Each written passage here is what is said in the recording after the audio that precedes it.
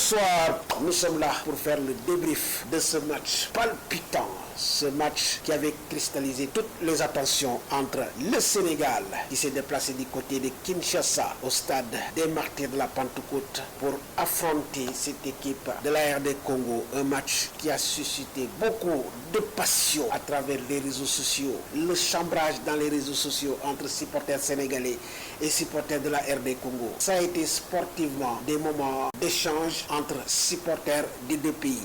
Et cela doit rester dans la stricte sportivité. Cependant, il est important de dire aux autorités de la CAF, aux autorités également des pays qui généralement accueillent les rencontres, d'être beaucoup plus vigilants pour ce qui est de la sécurité des équipes qui se déplacent et des supporters qui se déplacent pour venir pousser leurs équipes. Ce qui s'est passé en RD Congo avec les supporters sénégalais, c'est pas du tout beau et ça ne contribue pas à polir l'image du foot africain. Les Africains de façon générale doivent redoubler d'efforts pour donner une belle image du football africain et cela va contribuer à amener les autorités de la FIFA à augmenter le nombre de représentants africains dans cette haute compétition où se rencontre la crème du football mondial, la Coupe du monde de football. Ce match peut être divisé en 3 phases. La première, un temps fort de la RD Congo qui dès le départ a emballé le match, la fraîcheur aidant parce que c'était le début du match, mais aussi les supporters. Cela a dopé le 11 de la RD Congo qui a emballé le match et avec l'effondrement au niveau de la défense, surtout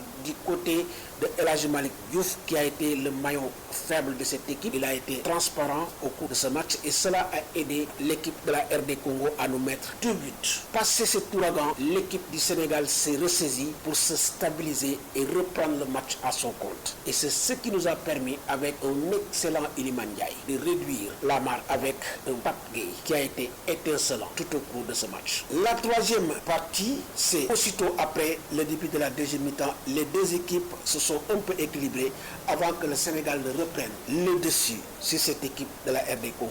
Personnellement, je dirais que ce n'est pas extraordinaire parce qu'en réalité, l'équipe du Sénégal est supérieure à celle de la République du Congo. Peut-être c'est une équipe qui s'est déplacée dans un environnement où tout lui était hostile. L'environnement, le stade, les supporters, tout ceci était à l'avantage de la République démocratique du Congo, sauf le talent, l'expérience et le collectif qui ont permis à cette équipe du Sénégal de remporter haut la main ce match sur le score de 3-2.